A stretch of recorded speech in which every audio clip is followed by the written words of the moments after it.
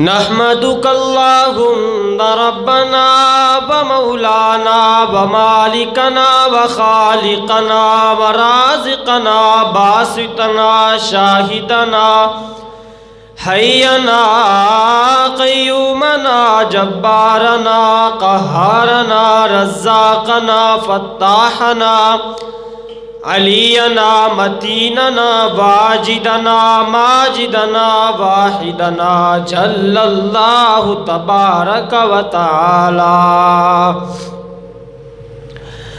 اما بعد فاعوذ باللہ من الشیطان الرجیم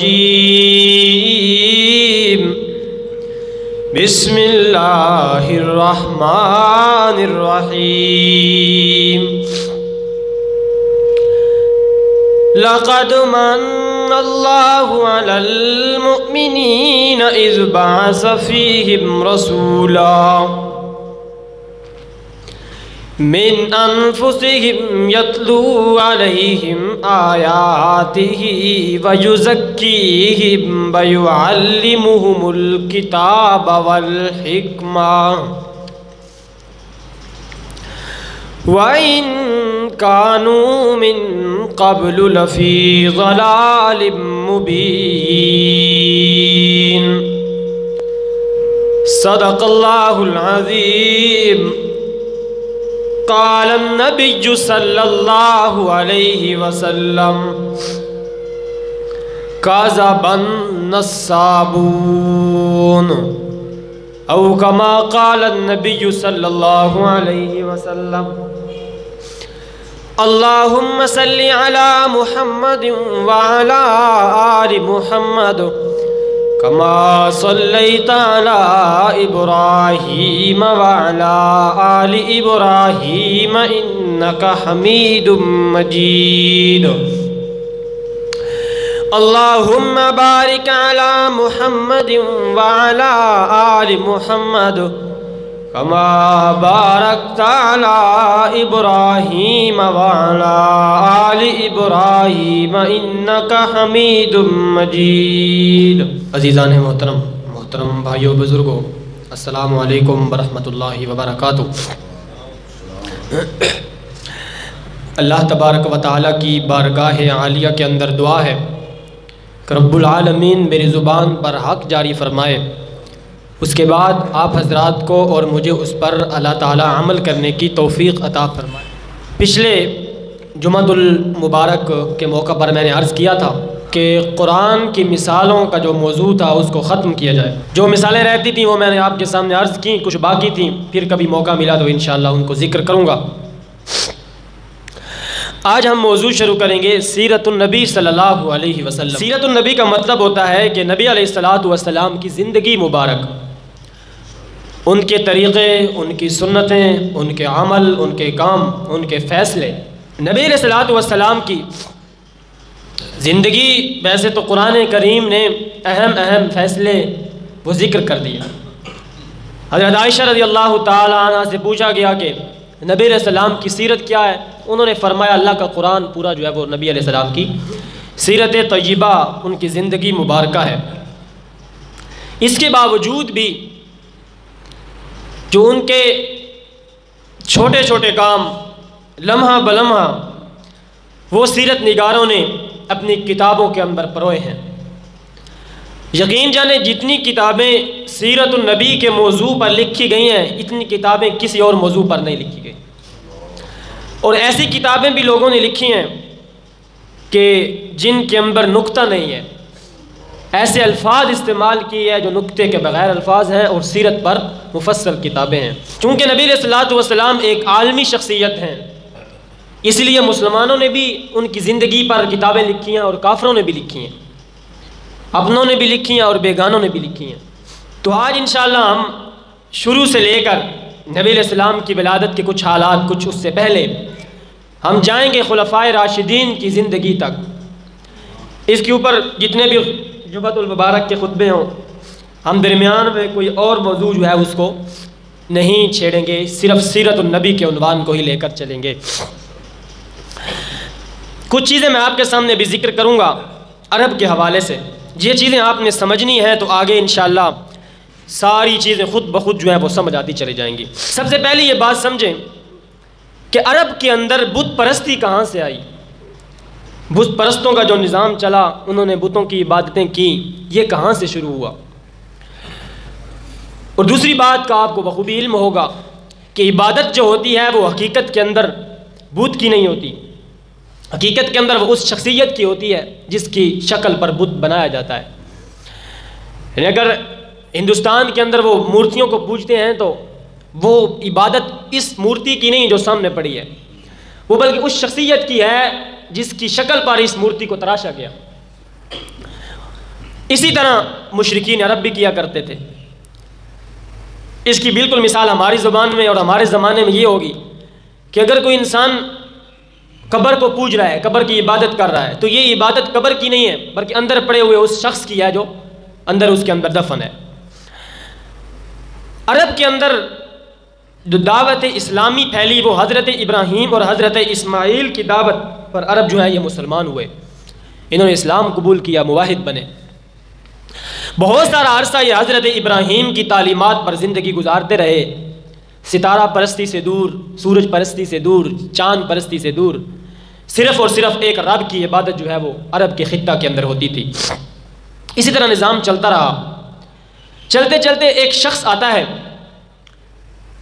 عامر ابن لحی، اس کا ایک بہت بڑا کردار ہے عرب کی تاریخ کے اندر۔ یہ ایک مذہبی گھرانے کے اندر پیدا ہوا اور موحد پیدا ہوا، ایک عالم کے گھر کے اندر اس نے جنم لیا، زندگی گزاری۔ جب بڑا ہوا تو اس کو ایک اکابر علماء کی حیثیت دی گئی، اس کی باتوں پر لبیک کہا گیا، اس کی اقتداء کی گئی، اس کی اتباع کی گئی۔ اس کا جانا ہوتا تھا ملک شام کی طرف۔ اب اس کے زمانے تک پہنچنے تک عرب نے جو حضرت ابراہیم کی تعلیمات تھی وہ اکثر اور بیشتر انہوں نے بھلا دی تھی۔ کچھ تھوڑے تھوڑے اعمال جو تھے وہ حضرت ابراہیم کی زندگی کے مطابق تھے، حضرت اسماعیل کی۔ اس کے علاوہ جو تھے وہ اپنے اعمال کو بھلا چکے تھے، اپنی تہذیب اور تمدن کو کھو چکے تھے، چونکہ اس کی بات مانی جاتی تھی۔ اور اب لوگوں کا کچھ ذہن یہ بن گیا تھا کہ حضرت ابراہیم بھی کوئی صرف اس طرح کے نہیں تھے کہ اللہ کی عبادت کریں، وہ بھی کبھی بتوں کو پوج لیتے، کبھی کسی کو پوج، اس طرح کا یہ ذہن جو ہے وہ بننا شروع ہو گیا لوگوں کا۔ اسی دوران اس عامر ابن لحی کا گزر ہوا ملک شام کی طرف۔ ملک شام میں جو ہے وہ بتوں کو پوجا جاتا، ان کی عبادت کی جاتی تھی۔ اس نے جب دیکھا کہ ملک شام ایک انبیاء کا مسکن رہا اور انبیاء کی زمین تھی، شام، ملک شام کے اندر بہت سارے انبیاء جو ہیں وہ مبعوث ہوئے، تو اس نے کہا چونکہ یہ انبیاء کی زمین ہے، جب ادھر بتوں کو پوجا جا رہا ہے تو معلوم ہوتا ہے کہ یہی ایک حق راستہ ہے۔ اس نے وہاں سے ایک جو ہے وہ بت لیا، اس کو حبل کہتے تھے۔ اصل میں حبل بھی چھوٹا نا، یہ بھی حضرت آدم کا بیٹا جو حابیل تھا نا، یہ اسی کی طرف نسبت تھی اور اسی کا نام بگڑتا بگڑتا حابیل سے حبل بن گیا۔ اس کے جو ہے مورتی تراشی ہوئی لا کر اس نے خانہ کعبہ کے اندر رکھی، کیونکہ لوگوں میں پہلے ہی یہ مقبول تھا تو اس کی بات کو اس طرح مانا گیا، اور لوگ پہلا بت جو آیا عرب کی زمین میں وہ حبل نامی بت تھا۔ اس کے بعد دوسرا بت آیا منات، یہ بھی اسی نے لایا، اس کو لا کر یہ مشلل نامی جگہ پر اس نے جا کر اس کو نصب کر دیا۔ تیسرا بت تھا لات، اس کو لا کر یہ وادی نخلا کے اندر اس کو جو ہے نا نصب کیا گیا۔ یہ تین بت سب سے پہلے عرب کی زمین پر آئے اور لوگوں نے ان کے ارد گرد جو ہے وہ ان کی عبادتیں کرنا شروع کی۔ وہ کس طرح عبادت کی وہ میں آگے ذکر کرتا ہوں۔ سیرت نگاروں نے یہ بات لکھی کہ اس عامر ابن لحی کے پاس ایک جن تھا جو اس کے تابع تھا یا یہ اس کے تابع۔ ہمارے استاد جی کہتے ہیں کہ جو بندہ کہتے ہیں نا کہ جن میرے تابع ہے، حقیقت میں یہ بندہ جن کے تابع ہوتا ہے۔ یہ اس کے کہنے پر کفر و شرک کرتا ہے، بدعت کرتا ہے، برے شیطانی عمل کرتا ہے، تو پھر وہ جن چونکہ یہ اس کے کہنے پر کچھ کام کرتا ہے تو پھر وہ اس کے کہنے پر کچھ کام کر دیتا ہے۔ اس نے اس کو بتایا کہ حضرت نوح کے زمانے میں جو بت پوجے جاتے تھے نا، ود، سوا، یغوث، یعوق اور نصر، وہ بھی ایک جگہ پر دفن ہے، ان کو بھی لے کر آ۔ یہ ان 5 بتوں کو بھی لے کر آیا، اور حج کا جب موسم آیا تو پھر اس نے وہ سارے 5 بت جو تھے وہ عرب کے اندر جو ہے وہ تقسیم کر دیے، مختلف قبیلوں کو دیے۔ اس طرح پھر عرب کے اندر بتوں کا رواج چل پڑا۔ یہ بت پرستی عرب کے اندر اس طرح شروع ہوئی۔ پہلے عرب جو تھے یہ موحد لوگ تھے، مشرک نہیں تھے۔ یہ اس طرح نظام چلا۔ اب یہ بتوں کے ساتھ کرتے کیا تھے؟ قرآن کریم نے ان کے سارے عقائد جو ہیں وہ ذکر کیے۔ ویسے اگر آپ مشرکین مکہ کے عقائد قرآن سے پوچھیں نا تو بہت سارے معاملات میں وہ موحد بھی تھے، بہت سارے ایسے معاملات میں جس میں وہ صرف اللہ ہی سے مدد، اللہ کو مانتے تھے۔ یعنی کہ قرآن سورہ مومنون کے اندر کہتا ہے قُلْ مَن يَرْزُقُكُم مِّنَ السَّمَاءِ وَالْأَرْضِ، بھلا تمہیں آسمانوں سے رزق کون دیتا ہے، تمہیں زمین سے رزق کون دیتا ہے؟ فَسَيَقُولُونَ اللَّهُ، بغیر سوچے سمجھے وہ نبی علیہ السلام کو جواب دیتے کہ ہمیں اللہ رزق دیتا ہے۔ قُلْ مَن يَمْلِكُكُم مِّنَ السَّمَاءِ وَالْأَرْضِ، تمہارا مالک کون ہے؟ بغیر سوچے سمجھے وہ کہتے ہمارا اللہ مالک ہے۔ تمہیں بارشیں کون دیتا ہے؟ اللہ دیتا ہے۔ تمہاری کھیتیوں کو اگاتا کون ہے؟ سورہ واقعہ کے اندر اس طرح کے عقائد جو تھے یہ وہ کہتے تھے کہ یہ صرف اللہ ہی کرتا ہے۔ لیکن ہماری بدقسمتی یہ ہے کہ اگر آپ ڈھونڈنے نکلے نا ہمارے معاشرے کے اندر توحید کو، تو یہ ان عقیدوں میں بھی موحد نہیں ہے جن عقیدوں میں مشرکین مکہ موحد تھے۔ یہ نہیں کہتے کہ ہمیں صرف اللہ رزق دیتا ہے، یہ بھی نہیں کہتے کہ صرف اللہ تعالیٰ بارشیں برساتا ہے۔ بے شک آپ ازمال ہیں، آپ کو یہ کہیں گے کہ کچھ اللہ کرتا ہے اور کچھ ہمارے جو ہیں یہ لوگ بھی کرتے ہیں۔ تو مشرکین مکہ کا جو سب سے پہلا شرک تھا بتوں کے بارے میں وہ یہ تھا کہ وہ ان بتوں کو اللہ کی قربت کا ذریعہ سمجھتے تھے، اللہ کے لیے نزدیکی کا ذریعہ، عام لفظوں میں آپ کہیں کہ اللہ کے لیے شفیع سمجھتے تھے کہ یہ بت ہمارے اللہ کے ہاں سفارشی ہیں۔ سورہ یونس کے اندر نبی اللہ تعالیٰ نے فرمایا وَيَعْبُدُونَ مِن دُونِ اللَّهِ مَا لَا يَضُرُّهُمْ وَلَا يَنْفَعُهُمْ وَيَقُولُونَ هَؤُلَاءِ شُفَعَاؤُنَا عِندَ اللَّهِ، یہ اللہ کے ہاں ہمارے سفارشی ہیں۔ یہ پہلا ان کا شرک تھا بتوں کے بارے میں۔ بتوں کے بارے میں پہلا شرک کیا تھا؟ وہ کیا سمجھتے تھے ان کو؟ یہ آپ چیزیں یاد کریں گے تو انشاءاللہ آپ کو جو ہے نا جب بات کسی سے کریں گے تو آپ کو پتہ چلے گا کہ بالکل ہو بہو یہی چیزیں ہمارے معاشرے میں پائی جا رہی ہیں۔ پہلا شرک یہ تھا کہ وہ بتوں کو سفارشی سمجھتے تھے۔ دوسرا ان کا شرک یہ تھا کہ وہ بتوں کے نام پر چیزوں کو ذبح کیا کرتے تھے، اپنے بکروں کو، اپنی اونٹنیوں کو۔ اس کو قرآن نے ذکر کیا سورہ مائدہ کے اندر وَلَا تَأْكُلُوا مِمَّا لَمْ يُذْكَرِ اسْمُ اللَّهِ وَلَا تَأْكُلُوا ذُبِحَ عَلَى النُّسُبِ وَلَا تَأْكُلُوا، دوسرا ہے کہ جو چیزیں درگاہوں پر ذبح کی جاتی ہیں ان کو بھی نہ کھاؤ۔ یہ ان کی درگاہوں پر جا کر ذبح کیا کرتے تھے بتوں کے نام پر۔ یہ دو ہو گئے۔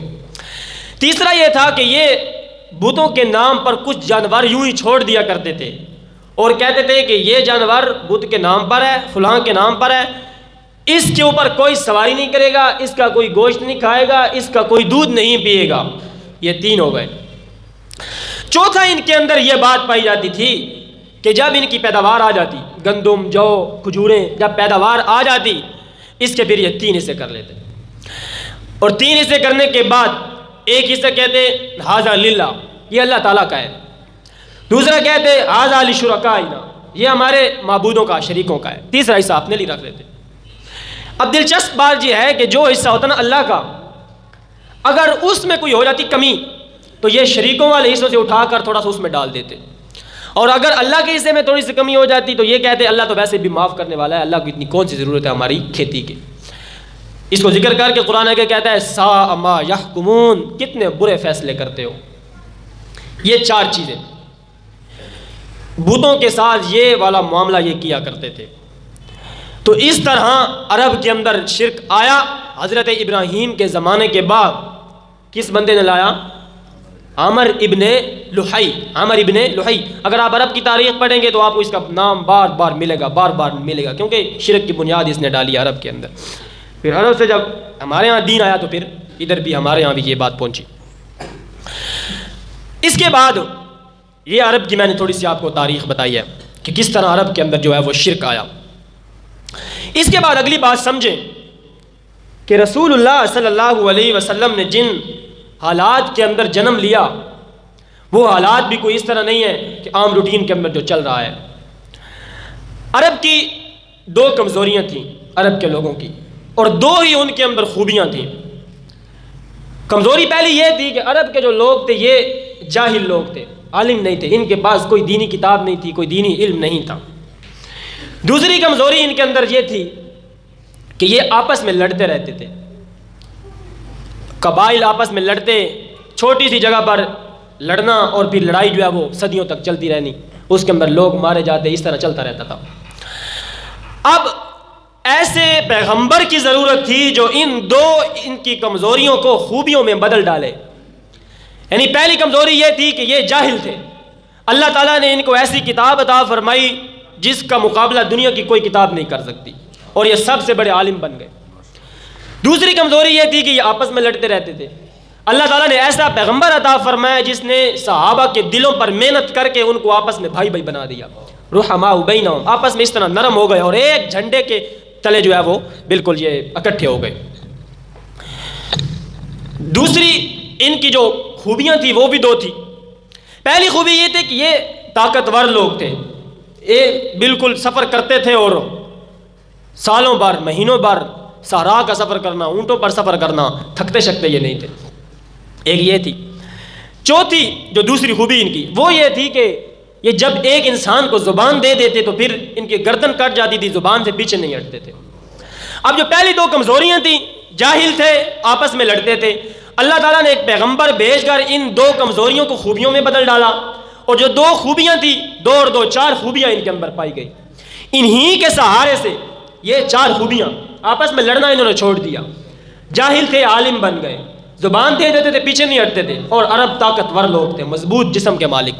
یہ چار خوبیاں ان کے اندر ایسی تھیں کہ ان کے ذریعے سے پھر عرب نے پوری دنیا کے اندر اسلام کو لاگو کر دیا. انہی چار چیزوں کو یہ آپ یاد رکھ لیں. یہی چار چیزیں میں بار بار جب سیرت کا سبق شروع ہوگا بار بار میں آپ کے سامنے دہراؤں گا، آپ ان کا نشاندہی کرتا چلا جاؤں گا، آپ ان کو یاد کر لیں. پہلی میری طرف دھیان کریں. پہلی، جاہل تھے، قرآن دے کر عالم بنا دیا. آپس میں لڑتے تھے، پیغمبر بھیج کر ان کو متحد کر دیا. تیسری، طاقتور تھے. اور چوتھی کیا تھی؟ وعدہ کرتے تھے تو پھر زبان پیچھے نہیں ہٹتے تھے، گردن ہی کٹتی تھی. یہ چار چیزیں آپ ذہن میں رکھ لیں. بالکل نبی علیہ الصلوۃ والسلام کی زندگی کو آپ دیکھیں. جب رسول اللہ صلی اللہ علیہ وسلم مکہ سے نکلتے ہیں مدینہ کی طرف، 125 مسلمان ہیں، صرف 125 لوگ مسلمان ہیں، 26واں بندہ مسلمان نہیں ہے. 2 ہجری کے اندر غزوہ بدر ہوتا ہے، اس کے اندر 313 آدمی ہیں. 3 ہجری کے اندر غزوہ احد ہوتا ہے، اس کے اندر 750 آدمی ہیں. 4 ہجری کے اندر غزوہ خندق اور احزاب ہوتا ہے، اس میں 1400 آدمی ہیں. 6 ہجری کے اندر غزوہ حدیبیہ ہوتا ہے، اس میں 1500 آدمی ہیں. 8 ہجری کے اندر غزوہ فتح مکہ ہوتا ہے، اس میں 10,000 کا لشکر جو ہے وہ تیار ہو جاتا ہے. پھر اسی 8 ہجری کے اندر غزوہ حنین ہوتا ہے تو اس میں 12,000 کا لشکر تیار ہوتا ہے. پھر تبوک کا اس کے بعد غزوہ باغ فتح والا ہوتا ہے خیبر، اس کے اندر 15,000 کا لشکر تیار ہوتا ہے. پھر چلتے چلتے جب رسول اللہ صلی اللہ علیہ وسلم کی زندگی کی آخری لڑائی غزوہ تبوک ہوتی ہے تو 30,000 کا لشکر اللہ کے پیغمبر کے ساتھ تبوک کی سرحد پر جاتے ہیں. 350 کلومیٹر، 350 میل، 500 کلومیٹر سفر طے کر کے تبوک کی سرحد پر جاتے ہیں. پھر جب رسول اللہ صلی اللہ علیہ وسلم نے آخری خطبہ دیا حجۃ الوداع کا، یوں 1.5 لاکھ کا لشکر اللہ کے پیغمبر کے سامنے موجود ہے، اور رسول اللہ ان کو جو ہے وہ خطبہ ارشاد فرما رہے ہیں اور کہہ رہے ہیں یا ایھا الناس اتقوا اللہ، اے لوگو اللہ سے ڈرو. تم میں سے کسی انسان کو دوسرے انسان پر فضیلت نہیں ہے، کسی گورے کو کالے پر، کسی کالے کو گورے پر کوئی فضیلت نہیں ہے. فضیلت کا معیار ہے تو صرف تقویٰ ہے. یہ وہی انسان کر سکتا ہے جس نے لوگوں کے دلوں پر حکومت کی ہو. اللہ کے پیغمبر نے یہ کر کے دکھایا ہے. آج تو یہ لوگ کہتے ہیں نا کہ اسلام جو ہے وہ تلوار کے زور پر پھیلا ہے. آپ مجھے بتائیں، جن لوگوں نے اللہ کی زمین پر فساد مچایا، مظلوموں پر ظلم کیا، ان کے مال کو چھینا، اولادوں کو چھینا، عورتوں بچوں پر ظلم کیا، ان پر ٹیکس لگائے، کیا ان کے خلاف تلوار استعمال نہ ہوتی تو اور میٹھی میٹھی باتوں سے بھلا کون مانتا ہے؟ جن لوگوں نے محبت کی زبان سمجھی ان کے ساتھ محبت سے پیش آئے. جن لوگوں نے لوگوں پر ظلم کیا ہوا تھا تو پھر ان پر اللہ کے پیغمبر نے تلوار چلائی، اور بعض جہاں پر ٹھہرتی بھی نہیں ہے. پھر رسول اللہ صلی اللہ علیہ وسلم تو اس دنیا سے چلے گئے، لیکن جو آپ کی محنت سے لوگ تیار ہوئے، وہ لوگ ایسے تھے کہ رسول اللہ اس دنیا سے جاتے ہیں، اگلے سال کے اندر جنگ یمامہ ہوئی مسیلمہ کذاب کے مقابلے میں. 1200 صحابہ اکرام شہید ہوئے، ان کے 30,000 بندہ مارا گیا، جنگ جیت گئے. حضرت عمر کے دور میں جنگ یرموک ہوئی، یہ پرشین امپائر کے مقابلے میں آخری فیصلہ کن جنگ تھی. اس کے بعد جنگ قادسیہ ہوئی، رومن امپائر بھی گئی، پرشین بھی گئی، رشین بھی گئی. 17 ہجری کے اندر 1 ہجری کے اندر 125 لوگ مسلمان ہیں، اور 17 ہجری کے اندر 3 براعظموں پر اسلام کی حکومت ہے اور اسلام کا بول بالا ہے۔ یہ وہی انقلاب ہے جو اللہ کے رسول نے اس قرآن کے ذریعے سے دنیا پر ناصب کیا ہے، اس قرآن کے ذریعے سے، اور لوگوں کے دلوں میں محبتیں ڈال کر لوگوں کے دلوں کو جیتا ہے۔ آپ دیکھ لیں دنیا کی تاریخ اٹھا کر، کوئی انقلاب بھی 100 سال سے زیادہ نہیں چلتا ہے۔ یہ منگول انقلاب آیا، رشین کا آیا، پرشین کا آیا، 100 سال، اس سے زیادہ نہیں ہے، ختم ہو جاتا ہے۔ لیکن آج بھی ہمارے پیغمبر نے جو انقلاب لایا، وہ آج بھی ہم لوگ ایسے ہیں کہ اگر اللہ کے رسول صلی اللہ علیہ وسلم کی بات آئے تو ہم مر مٹنے کے لیے تیار ہو جاتے ہیں۔ آج بھی ہماری مسجدوں میں 5 وقت کی اذان ہوتی ہے، ہم مسجد میں آتے ہیں، نماز پڑھتے ہیں، اللہ کی عبادت کرتے ہیں۔ یہ اسی رسول اللہ کی محبت ہے جو ادھر سے چلی ہے، ابھی تک ختم نہیں ہو رہی۔ تو اس طرح اللہ کے پیغمبر صلی اللہ علیہ وسلم نے انقلاب برپا کیا ہے اپنی امت کے اندر اور لوگوں کے اندر۔ 3 چیزوں پر میں تھوڑی اور گفتگو کروں گا۔ اللہ کے پیغمبر صلی اللہ علیہ وسلم کا شجرہ نسب محمد بن عبداللہ بن عبد المطلب بن ہاشم بن عبد مناف، اس طرح چلتے چلتے یہ اوپر جاتا ہے۔ میری بات سمجھے، آپ کا شجرہ نسب 3 حصوں پر مشتمل ہے، 3 حصوں پر۔ رسول اللہ سے لے کر ایک شخص آتا ہے آگے معد بن عدنان تک، یہ 22 پیڑھیاں جو ہیں یہ چلتی ہیں۔ پھر عدنان سے لے کر حضرت ابراہیم تک، پھر حضرت ابراہیم سے لے کر حضرت آدم تک۔ جو پہلا حصہ ہے اللہ کے پیغمبر سے لے کر عدنان تک، یہ رسول اللہ نے خود بیان کیا، بخاری شریف کی حدیث ہے۔ اس سے جو اوپر لے کر عدنان سے لے کر حضرت ابراہیم تک ہے، وہ اللہ کے رسول نے بیان نہیں کیا۔ اور حضرت ابراہیم سے لے کر جو آدم تک ہے، اس کے اندر سخت قسم کا اختلاف پایا جاتا ہے کہ کوئی بندہ ٹھیک ہے، کوئی درست ہے، کسی کا نام یاد ہے، کسی کا نام یاد ہی نہیں ہے۔ اب سمجھے، نبی علیہ السلام سے لے کر عدنان تک 22 پیڑھیاں، یہ بیان کرنا سنت ہے۔ اس کے اندر سب کا اتفاق ہے کہ یہ شجرہ نسب بالکل 100% جو ہے وہ ٹھیک ہے، کیونکہ حدیث کے اندر موجود آ گیا۔ عدنان سے لے کر حضرت ابراہیم تک جو شجرہ نسب ہے، اس کے اندر سیرت والوں کا اختلاف ہے، کچھ کہتے ہیں ٹھیک ہے، کچھ کہتے ہیں ٹھیک نہیں ہے۔ اور حضرت ابراہیم سے لے کر حضرت آدم تک، اس کے اندر کوئی انسان بھی یہ نہیں کہہ سکتا کہ یہ درست ہے، سب نے کہا ہے کہ اس کے اندر کچھ نہ کچھ مسئلہ بنا ہے۔ تو رسول اللہ نے جو اپنا نسب بیان کیا نا، خود سے لے کر وہ عدنان تک کیا ہے، اور آگے فرمایا کہ کذب النسابون، نسب بیان کرنے والے سب سے جھوٹے ہوتے ہیں، کہ جو میرا نسب مجھ سے لے کر حضرت آدم تک یا حضرت ابراہیم تک بیان کرتا ہے نا، وہ دنیا میں سے سب سے جھوٹا انسان ہے، کیونکہ اس نے اپنی طرف سے بنا کر بس جو ہے وہ شروع کر دیا۔ تو اگر کوئی بندہ حضرت نبی علیہ السلام سے لے کر حضرت عدنان تک جو ذکر کرے 22 پیڑھیاں ادھر تک تو ٹھیک ہے، آگے بیان کرنا جو ہے وہ سخت گناہگار اور جھوٹا انسان جو ہے وہ ثابت ہوتا ہے۔ اسی طرح عبداللہ ابن عباس بھی فرماتے ہیں، طبقات ابن سعد کی روایت ہے کہ جو بندہ رسول اللہ کا نسب اللہ کے پیغمبر سے لے کر حضرت آدم تک یا حضرت ابراہیم تک بیان کرتا ہے، وہ لوگوں میں سے سب سے بڑا جھوٹا انسان ہے۔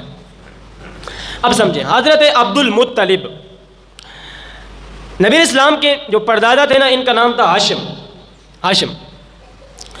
انہوں نے ایک شادی کی مدینہ کے علاقے کے اندر، یثرب کے علاقے کے اندر، وہاں پر ان کا ایک بیٹا پیدا ہوا جس کا نام تھا شیبہ۔ یہ واپس آئے مکہ کے اندر، ان کی بیوی اور ان کا بیٹا وہ مدینہ کے اندر یثرب کے اندر رہ گیا۔ ان کی جب وفات ہوئی تو ان کی جگہ پر ان کا بیٹا آ گیا مطلب۔ کیا نام تھا؟ مطلب، عبد المطلب نہیں، مطلب۔ اب اسے جب پتہ چلا کہ میرا ایک جو بھتیجا ہے، یہ بھائی تھے مطلب اور ہاشم، میرا جو بھتیجا ہے نا وہ یثرب کے اندر موجود ہے، میں اس کو لے کر آتا ہوں۔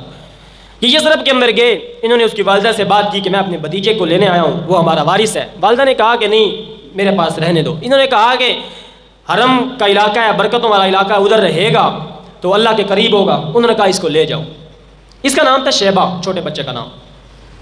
مطلب جب اس چھوٹے بچے شیبہ کو لے کر مکہ پہنچے پہلی دفعہ، تو لوگوں نے دیکھا تو لوگوں نے سمجھا کہ یہ شیبہ جو بچہ ہے نا، اس کا غلام ہے، اور غلام کو عربی زبان کے اندر کہتے ہیں عبد۔ لوگوں نے کہا کہ یہ عبد المطلب ہے، یہ مطلب کا غلام ہے، عبد المطلب ہے۔ تو انہوں نے کہا کہ یہ میرا غلام نہیں ہے، یہ میرا بھتیجا ہے، ہاشم کا بیٹا ہے، تو اس کو میں لینے گیا۔ لیکن جو پہلی بات نکلی نا کسی بندے کی زبان سے کہ عبد المطلب ہے، یہ مطلب کا غلام ہے، اسی سے یہ ان کا نام پڑ گیا عبد المطلب۔ حقیقت میں یہ غلام نہیں تھے بلکہ ہاشم کے بیٹے تھے۔ پھر مطلب کی وفات ہوئی تو ان کی جگہ پر یہ آ گئے۔ عبد المطلب جو تھے، ان کو ایک خواب آیا۔ خواب یہ آیا کہ زمزم کا جو کنواں ہے نا، یہ زمزم کا کنواں بند ہو گیا تھا حضرت ابراہیم کے کچھ عرصے کے بعد، یہ بند ہو گئی، اس پر مٹی ڈال دی گئی، اس کو کھودو۔ انہوں نے کھودنا شروع کیا۔ قریش نے کہا کہ ہمیں بھی اس بابرکت کام کے اندر حصہ ڈالنے دو۔ انہوں نے کہا کہ مجھے خواب آیا ہے، اور عرب کے اندر خواب کی حیثیت یہ ہوتی تھی کہ وہ بالکل سمجھتے تھے کہ یہ اشارے ہیں اللہ کی طرف سے، لہذا اس کے اندر میں آپ کو حصہ دار نہیں بناؤں گا۔ انہوں نے کھودنا شروع کیا تو عرب مشرکین نے، قریش نے جو ہے وہ جھگڑا کر دیا کہ ہمیں بھی اس کے اندر شریک کرو۔ انہوں نے اس وقت منت مانی کہ اگر میرے 10 بیٹے ہوئے اور وہ 10 اس عمر کو پہنچے کہ وہ میرا دفاع کر سکیں تو میں ان میں سے ایک بیٹے کی قربانی اللہ کے راستے میں کروں گا، ایک بیٹے کو ذبح کروں گا۔ لہذا انہوں نے کنواں کھودا اکیلے ہی، یہ حصہ کام ان کے حصے آیا۔ 10 بیٹے ان کے ہو گئے، انہیں میں سے ایک عبداللہ تھے، اور کہتے ہیں کہ عبداللہ جو تھے سب سے خوبصورت تھے۔ جب قرعہ ڈالا گیا کہ کس بیٹے کی قربانی کی جائے تو نام نکلا ہے عبداللہ کا، اس لیے عبداللہ کا جب نام نکلا تو انہوں نے ہاتھ پکڑا اور کعبہ کے پاس لے گئے، ذبح کرنے لگے۔ تو جو عبداللہ کے سسرال تھے، حضرت آمنہ کے جو گھر والے تھے، انہوں نے کہا کہ اس کو ہم ذبح تو نہیں ہونے دیں گے، اس طرح یہ کیا بات ہے، آپ کو خواب آئی اور آپ نے منت مانی اور اپنے بیٹے کو ذبح کرو گے، وہ بھی ہمارے اس داماد کو۔ پھر فیصلہ یہ ہوا کہ اس طرح کرتے ہیں، قرعہ ڈالتے ہیں، اگر نام آ گیا عبداللہ کا تو اس کے بدلے میں 10 اونٹ دیں گے اور قرعہ نیا ڈالیں گے۔ قرعہ ڈالا گیا، ایک مرتبہ نام آ گیا حضرت عبداللہ کا، پھر قرعہ ڈالا گیا، پھر نام آ گیا عبداللہ کا، 10-20 اونٹ کرتے کرتے کرتے 100 اونٹ جو تھے نا ادھر تک گیا، اور پھر نام عبداللہ کا نہیں آیا، دوسرے اونٹوں کا آیا۔ 100 اونٹوں کے بدلے میں حضرت عبداللہ کی جان جو ہے وہ بخشی گئی، اس لیے ان کو ذبیح اللہ بھی کہتے ہیں، ذبیح اللہ ثانی۔ اگرچہ یہ سیرت کی روایات ہیں، حدیث کی نہیں ہے، لیکن سیرت کے اندر ان کو ذبیح ثانی کہتے ہیں کہ ان کو اللہ کے نام پر ذبح کیا جانا تھا، لیکن اونٹوں کے بدلے میں پھر نہیں کیا گیا، اس طرح یہ بچ گئے۔ حضرت عبداللہ ان کی وفات جب ہوئی، اس سے پہلے وہ واقعہ پیش آیا، واقعہ فیل، وہ ہاتھیوں والا واقعہ، وہ نبی اسلام کی پیدائش سے تقریباً 55 دن پہلے پیش آیا۔ ابرہا جو تھا نا، ابرہا یہ گورنر تھا حبشہ کے بادشاہ کا، نجاشی کا گورنر تھا یمن کے علاقے کے اندر۔ اس نے جب دیکھا کہ عرب کے اندر ایک مکان بنا ہوا ہے اور لوگ اس کے ارد گرد گھومتے ہیں، حاجی ہوتے ہیں، ادھر بہت بڑا وہ جشن ہوتا ہے، وہ جشن کہتا تھا، تو اس نے اپنے علاقے کے اندر ایک کلیسا بنایا اور کہا کہ اس کے ارد گرد لوگ جو ہیں وہ طواف کریں گے اور گھومیں گے۔ لوگوں نے کہا کہ وہ اللہ کا گھر ہے، یہ تو نے بنایا ہے، وہ حضرت ابراہیم نے، حضرت آدم نے بنایا ہے، اور یہ تو نے بنایا، اس کی کیا حیثیت ہے اس کے سامنے؟ تو لوگ اس کی طرف متوجہ نہ ہوئے، تو پھر یہ حسد کی بنیاد پر اس نے کعبہ پر جو ہے وہ قبضہ کرنا چاہا اور اس پر حملہ کرنا چاہا۔ جب راستے میں آیا تو اس نے عبد المطلب کے نا اونٹ جو ہیں وہ اپنے قبضے کے اندر لے لیے۔ عبد المطلب نے کہا یہ اونٹ میرے ہیں، ان کا میں مالک ہوں، اور جس گھر پر تو قبضہ کرنا جا رہا ہے نا اس کا میں مالک نہیں ہوں، اس کا اللہ مالک ہے، یہ اونٹ مجھے دے دے کیونکہ ان کا میں مالک ہوں، جس پر تو قبضہ کرے گا، گھر پر جس پر حملہ کرے گا، اس کا اللہ مالک ہے، وہ خود جو ہے وہ تیرے ساتھ بات کر لے گا۔ بارے حملہ کرنے آئے تو اللہ تعالیٰ نے جو ہے وہ اس طرح حساب کیا کہ پرندے بھیج دیے۔ اب لوگوں نے سمجھا کہ پرندے کو ابابیل تھے، حالانکہ ابابیل نہیں تھے، وہ ایک پرندوں کی قسم تھی، بس کوئی بھی جتنے بھی پرندے تھے سارے پرندے طیرن ابابیل، ابابیل کہتے ہیں جھنڈ کو، یہ لشکر ہوتے ہیں نا پرندوں کے، ان کو ابابیل کہتے ہیں۔ لوگوں نے سمجھا کہ ابابیل کسی پرندے کی قسم کا نام ہے، ابھی ادھر وہ چڑیا اڑ رہی ہوتی ہے ایک لمبی چونچ والی، لوگ کہتے ہیں یہ ابابیل ہے، ابابیل پرندوں کے جھنڈ کو کہتے ہیں۔ تو پرندے بھیجے، ان کے چونچوں کے اندر پتھر تھے، وہ پتھر لگتے تھے، اس طرح وہ سارا کا سارا لشکر جو ہے وہ مر گیا۔ اس واقعہ کے 50 دن کے بعد رسول اللہ صلی اللہ علیہ وسلم کی وفات پیدائش مبارکہ ہوئی۔ ربیع الاول کا مہینہ تھا، تاریخ جو ہے وہ متعین نہیں ہے، اپریل دوسری جو عیسوی تاریخ ہے وہ اپریل تھی، کیونکہ ربیع الاول اس کے اندر نبی اسلام کی پیدائش سے پہلے جو مہینے تھے نا ان کا بھی ہیر پھیر تھا، یعنی ربیع الاول کو وہ کبھی اٹھا کر رمضان کے پاس لے جاتے، کبھی رمضان کو اٹھا کر محرم کے پاس لے جاتے، اس طرح وہ کیا کرتے تھے مشرکین۔ تو رسول اللہ صلی اللہ علیہ وسلم کی جو پیدائش ہوئی وہ ان حالات کے اندر ہوئی۔ اس سے اگلی بات بڑی اہم ہے، وہ یہ سمجھے کہ دیکھیں جو بیت المقدس ہے نا وہ بھی قبلہ اول ہے مسلمانوں کا، لیکن اس پر ایک بادشاہ نے حملہ کیا تھا، اللہ تعالیٰ نے اس کی حفاظت نہیں کی، بخت نصر نے اس کو بالکل نیست و نابود کر دیا، اگرچہ عمارت موجود تھی لیکن اس پر حملہ کر کے اس نے قبضہ کر لیا تھا۔ تو کعبۃ اللہ کو اللہ نے کیوں باقی رکھا؟ یہ واقعہ اس بات کی نشاندہی کرتا ہے کہ کچھ عرصہ کے بعد ایک پیغمبر آنے والا ہے جو بالکل میرے اس خانہ کعبہ کی اس کے اندر اسلام کو لاگو کرے گا، یہ اس کا اشارہ تھا جو رسول اللہ نے کعبہ کی حفاظت کی۔ ان حالات کے اندر یہ میں نے تھوڑا سا آپ کو عرب کا نقشہ بتایا ہے کہ عرب کے اندر کیا حالات تھے اور کس طرح عرب کے اندر جو ہے وہ بت پرستی کا نظام شروع ہوا۔ آئیے جی قرآن کی تلاوت کرتے ہیں۔ فرمایا لقد من اللہ علی المؤمنین اذ بعث فیہم رسولا، لقد من اللہ علی المؤمنین اذ بعث فیہم رسولا۔ خلاق عالم نے فرمایا اللہ نے مومنوں پر احسان کیا ہے کہ مومنوں کے جانوں میں سے، ان کی جنسوں میں سے ایک رسول کو بھیجا ہے۔ میرے دوستو، اگر رسول جنوں میں سے ہوتے تو لوگوں کا عذر یہ بن جاتا کہ جنوں کے اعمال الگ ہوتے ہیں، انسانوں کے اعمال الگ ہوتے ہیں۔ جن رسول انسانوں کے لیے نمونہ نہیں بن سکتا، کیونکہ اس کا کھانا پینا علیحدہ، اس کے اعمال علیحدہ، اس کے کام علیحدہ۔ اگر رسول فرشتوں میں سے ہوتا تو پھر بھی رسول نمونہ نہیں بن سکتا، کیونکہ انسان کھاتے ہیں، فرشتے کھاتے نہیں ہیں۔ انسان نکاح کرتے ہیں، فرشتے نکاح نہیں کرتے۔ ایسا رسول بھیجا من انفسہم، جو انسانوں کی جنس میں سے تھا، کیونکہ جنس میں سے ہوتا تبھی تو نمونہ بن سکتا تھا۔ اب رسول اللہ نے جو بھی اپنی امت کو حکم دیا تھا وہ حکم بعد میں دیا، پہلے وہ کام کر کے دکھایا، پہلے نمونہ بن کے دکھایا۔ ایسے حالات کے اندر آمینہ کے لال محمد الرسول اللہ صلی اللہ علیہ وسلم کی پیدائش مبارکہ ہوئی ہے۔ حضرت آمینہ فرمایا کرتی تھیں کہ جب اللہ کے پیغمبر پیدا ہوئے، جب یہ میرا بیٹا پیدا ہوا تو اس کا ختنہ ہو چکا تھا، اور جب بچے پیدا ہوتے ہیں تو خون میں لتھڑے ہوئے ہوتے ہیں، لیکن جب محمد پیدا ہوئے تو نور الہی سے بھرے ہوئے تھے، یوں چمک رہے تھے اور مسکرا رہے تھے۔ ام ایمن فرمایا کرتی تھیں کہ جب بچے پیدا ہوتے ہیں تو ان کے جسم سے خون ٹپکتا ہے، بدبو ظاہر ہوتی ہے خون کی، لیکن جب محمد پیدا ہوئے تو ان کے جسم سے خوشبوئیں ٹپک رہی تھیں۔ حضرت آمینہ نے دیکھا تو کہنے لگی یہ میرا بیٹا کیسا ہے۔ حضرت ام ایمن نے دیکھا تو کہنے لگی یہ بیٹا کیسا ہے۔ جس انسان نے بھی دیکھا وہ یہی کہنے لگا یہ بچہ عجیب ہے، یہ بچہ کیسا ہے، اور کہنے لگی کہ ہم نے ایسا بچہ تو آج تک نہیں دیکھا ہے، ایسا خوبصورت انسان تو آج تک نہیں دیکھا ہے۔ حلیمہ کہنے لگی آمینہ آپ نے تو اتنی زیادہ عرب کو دیکھا بھی نہیں ہے، آپ تو گھر میں رہنے والی خاتون ہیں، مجھ سے پوچھئے، میں حجاز کے پورے علاقے میں چکر لگاتی ہوں، بچوں کو دودھ پلاتی ہوں، خدا کی قسم میں نے بھی ایسا بچہ نہیں دیکھا۔ عبد المطلب کہنے لگے آپ دونوں تو خاتون ہیں، ایک جزیرے کے اندر بند ہیں، میں کبھی شام جاتا ہوں، کبھی عراق جاتا ہوں تجارت کے لیے، اللہ کی قسم میں نے بھی ایسا بچہ نہیں دیکھا۔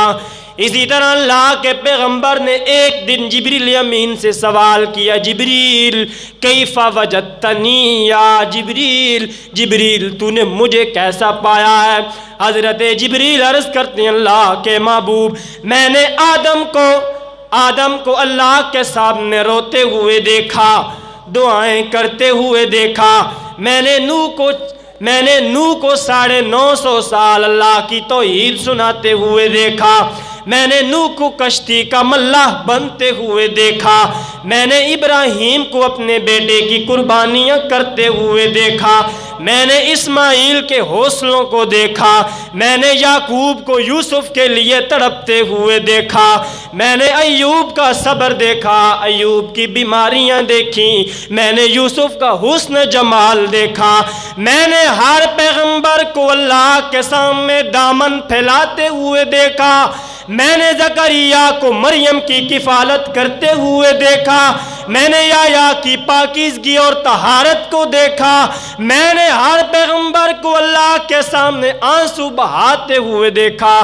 اللہ کے پیغمبر لم ار احدا قط مثلا کا، اللہ کی قسم میں نے آپ جیسا تو کسی کو نہیں دیکھا، آپ جیسا تو صرف آپ ہی کو دیکھا ہے، آپ جیسا تو صرف آپ ہی کو دیکھا ہے۔ آمینہ یہ بیٹا کیسا ہے؟ پھر اللہ نے اپنے پیغمبر کی نعت بیان فرمائی، فرمایا وَالضُّحَىٰ وَاللَّيْلِ إِذَا سَجَىٰ مَا وَدَّعَكَ رَبُّكَ وَمَا قَلَىٰ وَلَلْآخِرَةُ خَيْرٌ لَكَ مِنَ الْأُولَىٰ۔ میرا پیغمبر کیا ہم نے آپ کو یتیم نہیں پایا، اس کے بعد ہم نے آپ کو غنی کر دیا؟ ہم نے آپ کو یتیم پایا، پھر ہم نے آپ کو غنی کر دیا۔ نون والقلم وما یسطرون ما انت بنعمت ربک بمجنون۔ اللہ فرماتے ہیں میرا پیغمبر مجھے قلم کی قسم، مجھے لکھی ہوئی سطروں کی قسم، میرا پیغمبر تو بالکل مجنون نہیں ہے۔ اللہ قلم کی قسم کیوں اٹھاتے ہیں، سطروں کی قسم کیوں اٹھاتے ہیں؟ رب العالمین فرماتے ہیں میرا پیغمبر جب سے یہ دنیا بنی ہے کلمیں لکھ رہی ہیں، سطریں لکھی جا رہی ہیں، تجھے کوئی بندہ مجنون نہیں لکھے گا۔ اِنَّكَ لَعَلَىٰ خُلُقٍ عَظِيمٍ۔ میرا پیغمبر میری تقدیر کا قلم بھی گواہ، تاریخ کا قلم بھی گواہ، سیرت نگاروں کا قلم بھی گواہ، مفسرین کا قلم بھی گواہ، سب کے سب تاریخ لکھنے والے لوگوں کی قلم گواہ ہے۔ میرا پیغمبر جو بندہ بھی لکھے گا تجھے پاگل نہیں لکھے گا، تجھے مجنون نہیں لکھے گا، تجھے ہمیشہ خوبصورت ہی لکھے گا۔ نون والقلم وما یسطرون ما انت بنعمت ربک بمجنون والتین والزیتون وطور سینین وہذا البلد الامین۔ اللہ فرماتے ہیں مجھے تین کی بھی قسم، زیتون کی بھی قسم، طور سینا کی بھی قسم، شہر امین کی بھی قسم۔ لقد خلقنا الانسان فی احسن تقویم۔ اللہ فرماتے ہیں میرا پیغمبر جس علاقے میں حضرت عیسیٰ نے تبلیغ کی مجھے اس علاقے کی بھی قسم، جس علاقے کے اندر حضرت موسیٰ نے تبلیغ کی مجھے اس علاقے کی بھی قسم، جس علاقے کے اندر حضرت ابراہیم نے تبلیغ کی مجھے اس علاقے کی بھی قسم۔ لقد خلقنا الانسان، میرا پیغمبر جس علاقے کے اندر تیرے قدم لگتے ہیں مجھے اس شہر مکہ کی بھی قسم ہے۔ لقد خلقنا الانسان فی احسن تقویم، میرا پیغمبر جیسا میں نے تجھے بنایا ایسا تو کسی کو بھی نہیں بنایا۔ لقد خلقنا الانسان فی احسن تقویم۔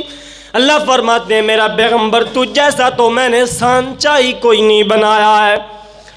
حضرت حسان بھی فرمایا کرتے تھے وَأَحْسَنَ مِنْكَ لَمْ تَرَ قَطُّ عَيْنِي وَأَجْمَلَ مِنْكَ لَمْ تَلِدِ النِّسَاءُ خُلِقْتَ مُبَرًّا مِنْ كُلِّ عَيْبٍ كَأَنَّكَ قَدْ خُلِقْتَ كَمَا تَشَاءُ۔ میرا پیغمبر آپ کو دیکھ کر تو یوں لگتا ہے جیسے آپ اپنی مرضی کے مطابق بنے ہو، اپنی مرضی کے مطابق بنے۔ آپ کو دیکھ کر تو یوں لگتا ہے جیسے آپ چلیں گے تو آسمان کو بلندیاں ملیں گی، آپ بیٹھیں گے تو زمین کو وسعتیں ملیں گی، آپ چلیں گے تو سورج مسکرائے گا، میٹھی میٹھی چاند کی روشنی آپ کے قدموں میں آئے گی، آپ کی مسکراہٹ کا ہر زاویہ جنت کی بہار بن جائے گا۔ آپ غصے میں آئیں گے تو جہنم ابلتی ہوئی نظر آئے گی، آپ کے پاؤں پہ لگنے والے ذرے عالمین کے لیے ہدایت بن جائیں گے، آپ کو شاہ شاہ بنایا جائے گا، انجم تابہ بنایا جائے گا، مونس سے دل شکستگاہ بنایا جائے گا، شمس العارفین، محب الفقراء، محب الغرباء، مورث کمالات، سید البشر، سید التوحید، موحد المومنین، امام الموحدین، امام المؤمنین، امام المسلمین، کعبہ اعظم جان مجسم خیر مجسم کعبہ اعظم کعبہ عالم، اللہ کے پیغمبر جیسا آپ کو بنایا گیا ایسا تو کسی کو بھی نہیں بنایا گیا۔ زندگی ختم ہو گئی، قلم ٹوٹ گئے، تیرے اوصاف کا ایک باب بھی پورا نہ ہوا۔ حضرت آدم بھی کی دعائیں بھی محمد میں جمع کی، حضرت نوح کی تبلیغ بھی محمد میں جمع کی، حضرت ابراہیم کی قربانیاں بھی محمد میں جمع کی، حضرت اسماعیل کے حوصلے بھی محمد میں جمع کیے، حضرت عیسیٰ کا تقویٰ بھی محمد میں جمع کیا، حضرت مریم کا حیا بھی محمد میں جمع کیا، حضرت داؤد کی آواز بھی محمد میں جمع کی، حضرت ایوب کا صبر بھی محمد میں جمع کیا، حضرت یعقوب کا رونا بھی محمد میں جمع کیا، حضرت عیسیٰ کا تقویٰ اور طہارت بھی محمد میں جمع کیا، یعنی کہ سارے پیغمبروں کی صفتیں لے کر اللہ نے ایک محمد بنا کر رکھ دی۔ لِكُلِّ نَبِيٍّ فِي الْأَنَامِ فَضِيلَةٌ وَجُمْلَتُهَا مَجْمُوعَةٌ لِمُحَمَّدٍ رب العالمین فرماتے ہیں جو کمالات میں نے ساری دنیا کو عطا کیے تھے وہ سارے کے سارے لے کر میں نے آمینہ کے لال کو بنایا ہے۔ سحر کا وقت تھا معصوم کلیاں مسکراتی تھیں، سحر کا وقت تھا معصوم کلیاں مسکراتی تھیں، ہوائیں خیر مقدم کے ترانے گنگناتی تھیں۔ ابھی جبریل کعبہ کے منبر سے اترے نہ تھے کہ عبداللہ کے گھر سے آواز آئی مبارک ہو محمد مصطفیٰ تشریف لائے ہیں۔ صبح کے وقت رسول اللہ صلی اللہ علیہ وسلم کی پیدائش مبارکہ ہوئی، اگلے جمعے پر انشاءاللہ اس سے آگے ذکر کریں گے۔ اللہ تعالیٰ سے دعا ہے کہ ہمیں سیرت طیبہ پر عمل کرنے کی توفیق